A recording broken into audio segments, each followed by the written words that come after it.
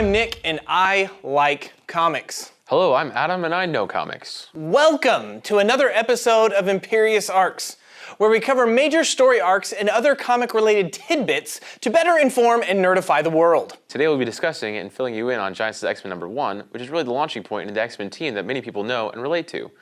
The issue starts with Professor Xavier, the world's strongest mutant telepath, recruiting a grand new cast of members from all over the world to help him with a new mission. But where are the original X-Men?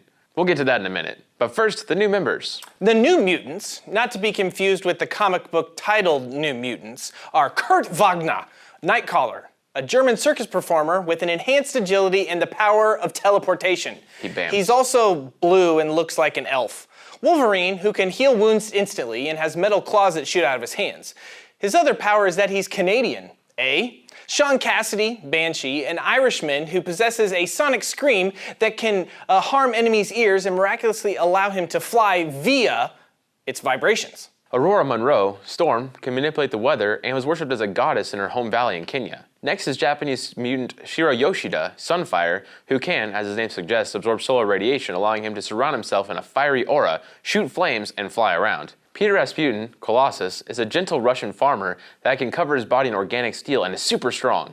In terms of looks, think Ivan Drago from Rocky IV with black hair and covered in metal. Lastly, John Proudstar, Thunderbird, is an Apache tribe member whose mutation is really superhuman athletic ability and super senses. I find it kind of comical that Professor X shows up in places all over the world. Germany, Canada, Russia, Japan, Arizona, by rolling around in his wheelchair. Does this dude really need help? He has a wheelchair that can travel the globe. When Thunderbird sees him for the first time, he says, "Now how in blazes did a cripple get way out here? Had I been writing this comic, I would have followed it up with a close to Professor Xavier's face with a lone tear trailing his cheek." This is probably why they killed John Proudstar off in X-Men number 95. So this new team of X-Men comes to Westchester, New York, where the professor telepathically teaches them English in like mere minutes. I wish I could learn stuff in mere minutes. Like what? Well, the art of seduction. You're hairy like Wolverine. I don't think you could learn that in any amount of time. You are right. People have often said that I do look like Hugh Jackman. Anyway, the professor gathered this all-new team because there had been a major accident on the island that we come to know as Krakoa. Oh man. Cyclops, leader of the OG X-Men and resident Wet Blanket, walks through the door and we learn all about the mishap on the island. Professor X, with the help of Cerebro, which is a helmet that basically acts as an amplifier, helps him so he can see mutants all over the world. Right.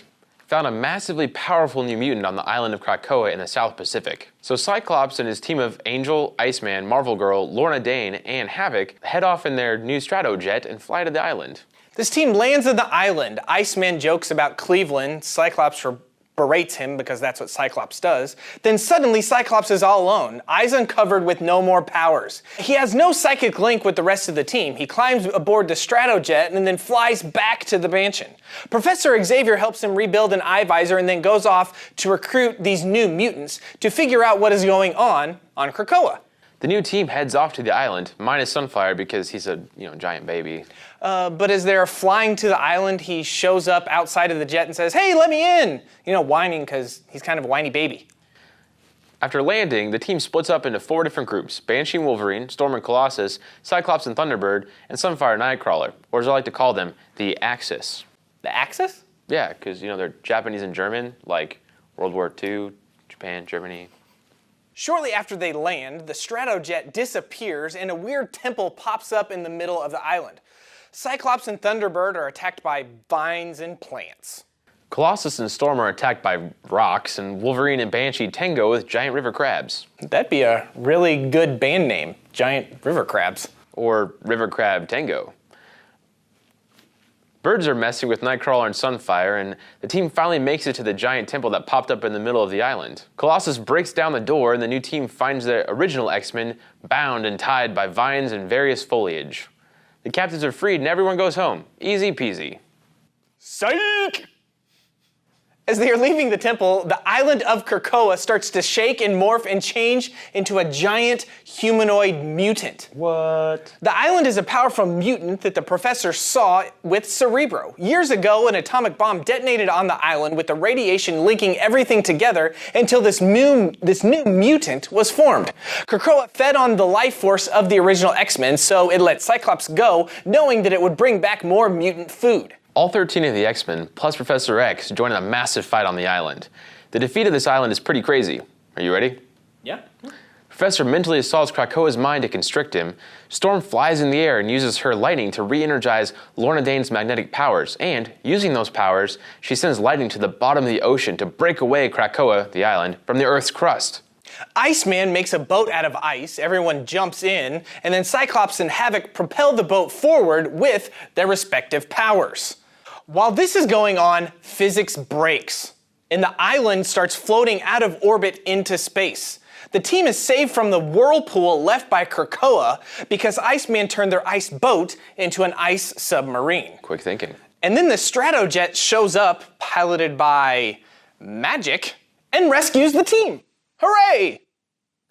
This issue did a couple things for the X-Men franchise. One, it jump-started the book. For several years, X-Men was just in reprints and no new issues were being written. Though they did guest star in various other titles, after this issue, things pick up in X-Men number 94. Also, this helps create the team of X-Men that most people really know and identify with. From here, Chris Claremont took over writing the X-Men for well over a decade, almost two. He is really responsible for creating the X-Men universe that we all know and love today. If you'd like to read more X-Men, we have a few suggestions for you. X-Men Season 1 by Dennis Hopeless is a fantastic retelling of the first 4 issues of the original team. It's a great way of learning about the original team without having to read any of the Silver Age stuff. The Silver Age stuff is rough. And if you're looking to jump into more X-Men books in greater detail, we highly recommend Grant Morris's run of New X-Men, which then leads into Joss Whedon's run of Astonishing X-Men. These two guys really saved the X-verse in a time where the group had really lost its voice. Also, you can go watch X-Men 3. Just kidding. Don't do that. The movie sucks. It's awful. I mean, it's terrible. Don't watch it. You've been warned. But you know what's not terrible, Nick? What's that, Mr. Adam? This video. Like this video, comment below, and subscribe to our channel. We are also on Facebook, Twitter, and Instagram.